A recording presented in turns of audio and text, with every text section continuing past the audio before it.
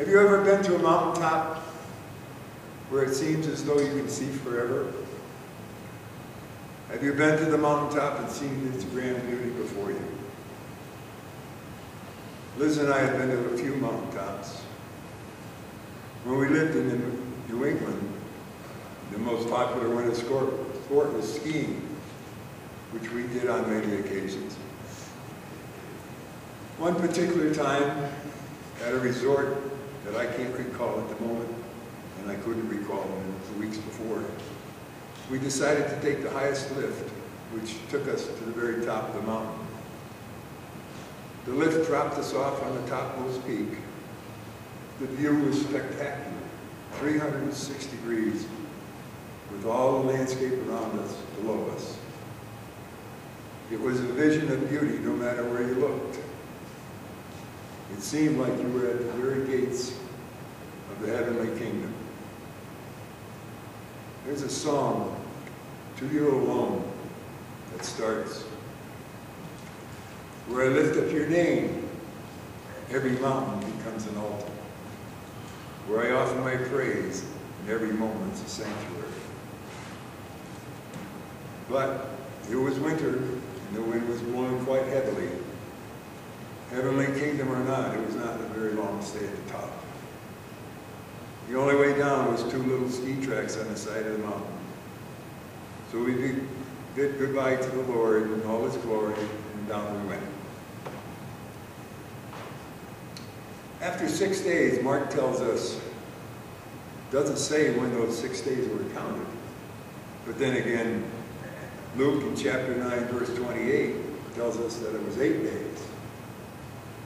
Although Matthew in chapter 17, verse 1 agrees with Mark that it was 6 days. So the best I can figure, it was from the time of Peter's confession of Christ in Matthew 8:29 or Mark 8:29 and Matthew 16:16. "You are the Christ, the Son of the living God." I wondered what had transpired during those 6 to 8 days.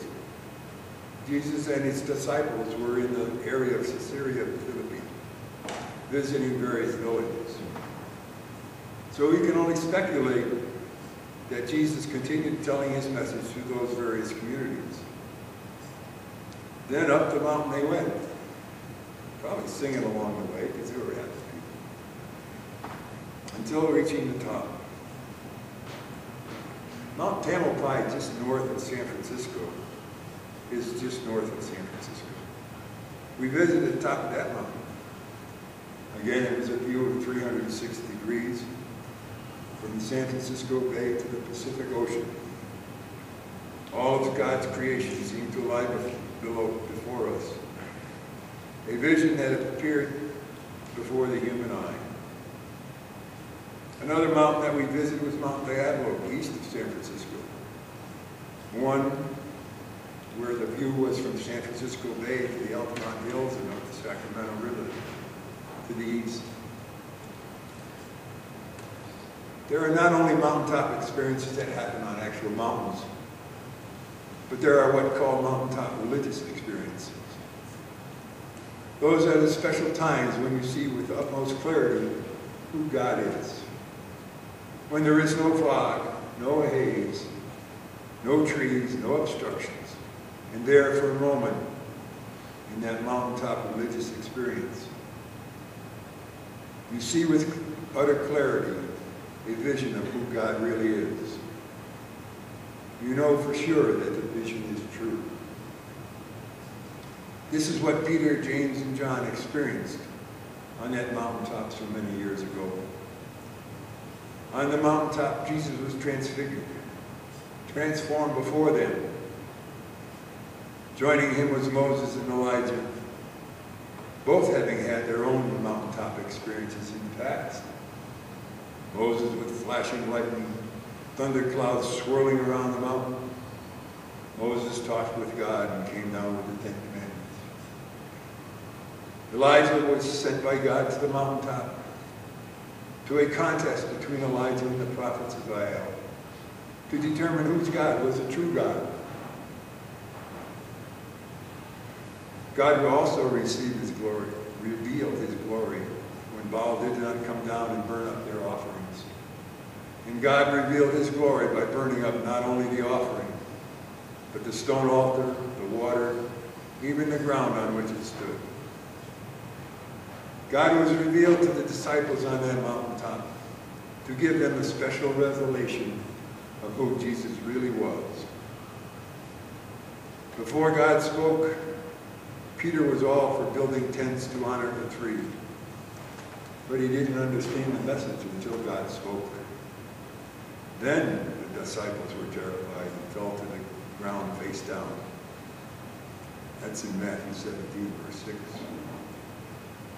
This reminds me of another mountaintop experience. I think we did a lot of mountaintop stuff. When we were frightened, we were in Tuolumne Meadows of Yosemite National Park. It's about the highest point you can drive to, and it is the backside of Half Dome. We started up the backside of the dome. It looked like a stroll in the park. We just went up. Not too bad. After about 20 minutes, we decided to turn around and go back. Surprise. It was very steep going back down, and a very frightening prospect. It took us about 35 minutes to get back down that 20-minute walk up, crawling all the way. Jesus wasn't there to tell us not to be afraid, as he did with the disciples. When the disciples looked up, only Jesus was there. It was then they finally truly realized that Jesus was the Christ. They carried on after Jesus was gone, preaching, teaching, healing, and sometimes performing a miracle or two.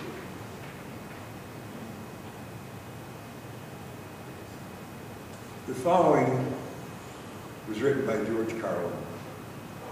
Some of you may know him. He was a comedian in the 70s and 80s. A very funny man who had a very serious side to him.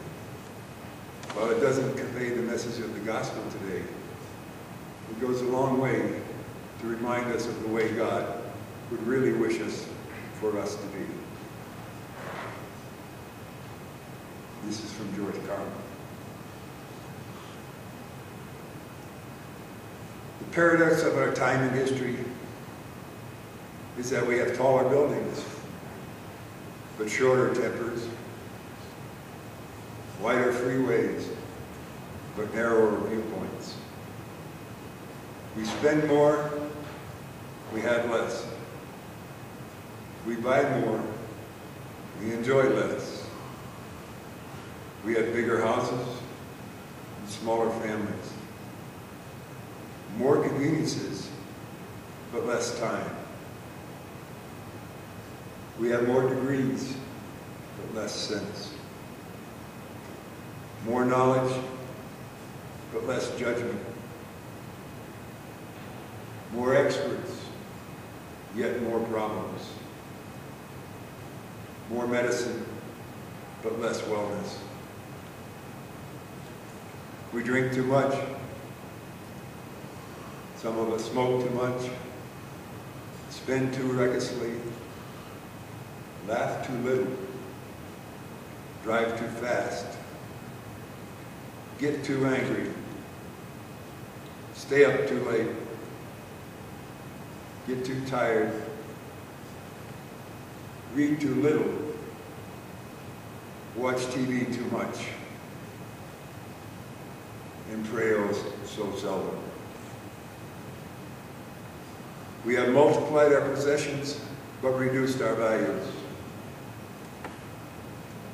We talk too much, love too seldom, and hate too often.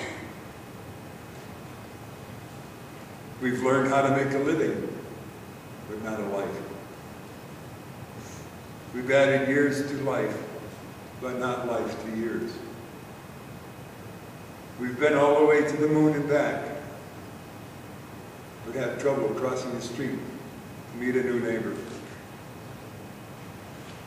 We have conquered outer space, but not inner space. We have done larger things, but not better things. We have cleaned up the air, but polluted the soul. We have conquered the atom, but not our prejudice. We write more, but learn less. We plan more, but accomplish less. We've learned to rush, but not to wait.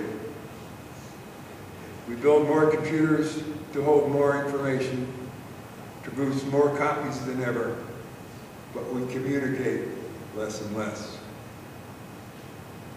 These are the times of fast foods, slow digestion, big men, and small character, steep profits, and shallow relationships.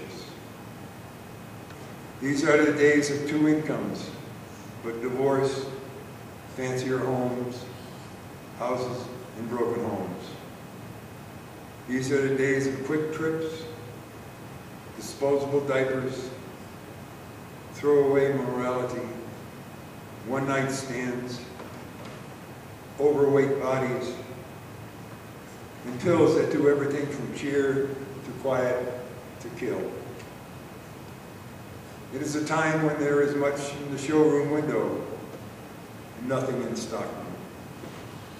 A time when technology can bring you this letter to you, and a time when you can choose either to share this insight or just hit delete.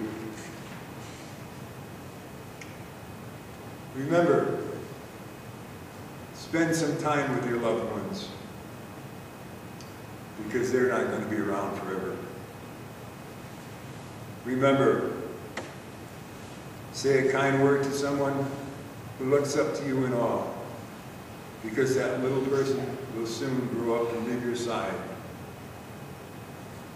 Remember to give a warm hug to the one next to you, because that is the only treasure you can give with your heart, and it doesn't cost a cent. Remember to say I love you to your partner and your loved ones, but most of all, mean it. A kiss and an embrace will mend hurt when it comes from deep inside of you. Remember to hold hands and cherish the moment, for someday that person will not be there again. Give time to love. Give time to speak. And give time to share the precious thoughts in your mind. And always remember,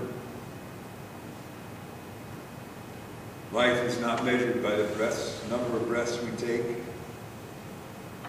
but by the moments that take our breath away. Amen. Amen.